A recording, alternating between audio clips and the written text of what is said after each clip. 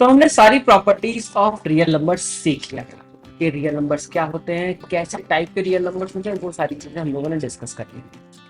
अब हमारे पास एक इंपॉर्टेंट टॉपिक डिस्कशन करने के लिए आता है, that is Euclid division lemma, which is an important topic, क्योंकि ये आपके सिलेबस में नहीं है, लेकिन इससे बहुत सारे क्वेश्चन सॉल्व होते हैं जो आपको इन फ्यूचर यूज आएंगे in terms of if you are giving the examination like SSC और something examination like this.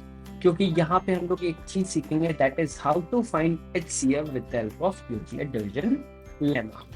Now what we are discussing in last class, firstly हम लोग वो बताएंगे, उसके बाद फिर हम लोग यूक्लिड डिवीजन लेमा का एक प्रॉपर्टी हम लोग डिस्कस करेंगे कि कैसे यूक्लिड डिवीजन लेमा को डिफाइन किया जाता है। तो हम लोग चलते हैं। तो इफ यू कैन सी, ये देखो, सबसे पहले हम लोग उसमें डिस्कस किए थे कि व्हाट आर नेचुरल नंबर्स, फिर हम लोगों ने इंक्लूड किया था जीरो, फिर होल नंबर्स बना था, उसके बाद इंटीजर्स, फिर रैशनल नंबर, फिर इरेशनल नंबर। इन सबको एक साथ रखेंगे, then that will be called as real numbers. अब आते हैं हम लोग यूक्लिड डिवीजन लेमा पे। तो यूक्लिड डिवीजन लेमा बस इतना कहता है कि for a positive integer a and b, एक पॉजिटिव इंटीजर ले लो a और एक पॉजिटिव इंटीजर ले लो b, there exist unique, unique मतलब कभी भी किसी जैसा दिखेगा नहीं, वो हमेशा यूनिक रहेगा, यूनिक q and r.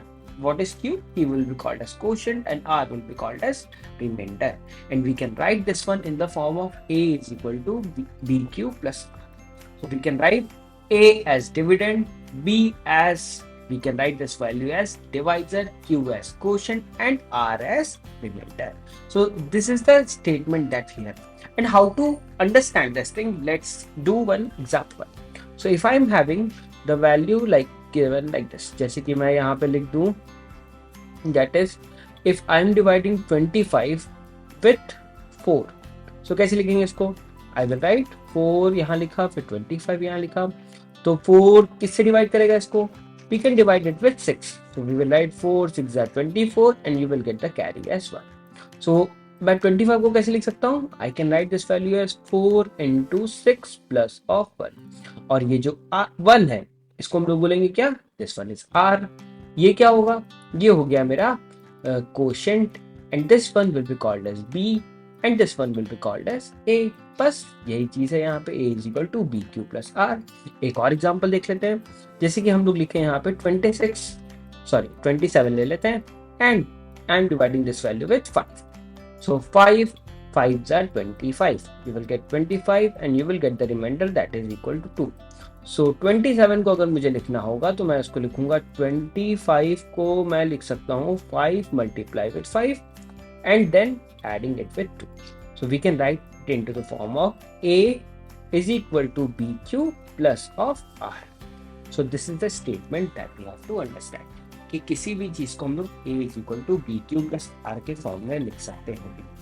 अब इसके बाद फिर एक नया स्टेटमेंट आया कि जो r की वैल्यू है वो हमेशा b से छोटी होगी और 0 के इक्वल हो सकती है, ये b से छोटी होगी और 0 के इक्वल हो सकती है। तो इसका मतलब क्या हो गया, अब इसको समझने के लिए हम लोग एक एग्जांपल लेते हैं कि अगर हम लोग ले लें 16 और इसको मैं 5 से डिवाइड करूं, और 17 इसको अगर मैं 5 से डिवाइड करूं, फिर 18 इसको भी 5 से डिवाइड करूं, 19 अगर मैं इसको 5 से डिवाइड करूं, और 20 इसको अगर 5 से डिवाइड करूं तो क्या होगा। तो if you can see here, अगर मैं यहाँ 5 से इसको डिवाइड करता हूँ तो मेरे पास रिमाइंडर आएगा दैट इज इक्वल टू 1, क्योंकि 5 3 15, 15 को 16 सब्ट्रैक्ट करेगा, you will get the value as 1 remainder. यहाँ पे कितना रिमाइंडर आएगा तुम बता सकते हो, remainder that you will get that is equal to 2, from here you will get the remainder that is equal to 3। यहाँ पे रिमाइंडर कितना आएगा, यहाँ पे रिमाइंडर आ जाएगा 4, लेकिन अगर तुम 20 से 5 को डिवाइड करोगे तो रिमाइंडर फिर से कितना आ जाएगा, 0। मतलब ये 0 हो सकता है, 1 हो सकता है, 2 हो सकता है, 3 हो सकता है, 4 हो सकता है, लेकिन ये कभी भी 5 के इक्वल नहीं होगा। जैसे ये 5 के इक्वल होगा, ये वैल्यू रिमाइंडर कितना दे देगा, 0।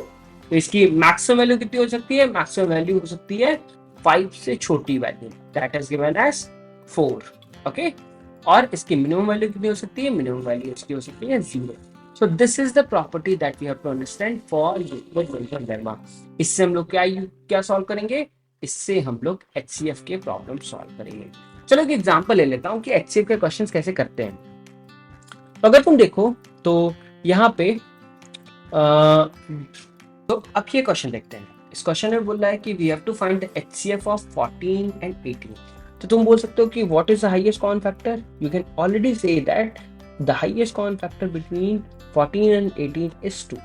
But how to find this one with the help of Euclid division lemma, that we have to understand. So what we will do, we will write 18 here and I will divide this value with 14. So I can write this one into the form of a is equal to bq plus r.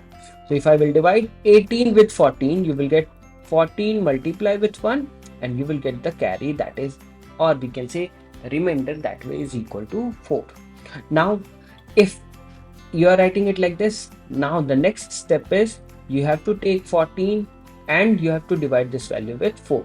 So we can write 4 3s are 12 and you will get the carry, that is equal to 2. Now at last you have to take this 14, we are taking this 14 here. Now the next step, you have to take this 4 and you have to write it here. And now next step is divide this value with 2. So you will write 2 2s are 4 and you will get the remainder, that is equal to 0. Since this 2, when we are dividing the value with 2, you are getting the remainder as equal to 0, which means that this 2 will be called as the HCF of 14 and 18 because this is the only number which making the remainder that is equal to 0. So we can say, since this 2 is making the remainder as equal to 0, since then we will say HCF of 14 and 18 is 2. So this is the answer that you will get.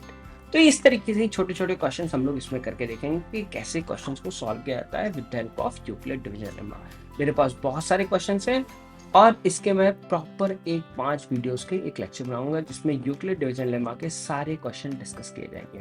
फिर next session में हम लोग जब भी हम लोग अपना chapter बनाएंगे उसमें हम लोग डिस्कस करेंगे कि कैसे इंपॉर्टेंट क्वेश्चंस प्रीवियस ईयर के आते थे वो कैसे सॉल्व किए जाते हैं। तो ये सारी चीजें हम लोग यूक्लिड डिवीजन लेमा के अंडर में करना स्टार्ट करेंगे। But for this one you have to understand only the concept of Euclid division lemma. Next video आपके लिए उस तरीके से ही आएगी। Hope you have understood each and everything. Let's meet in the next session. Bye everyone.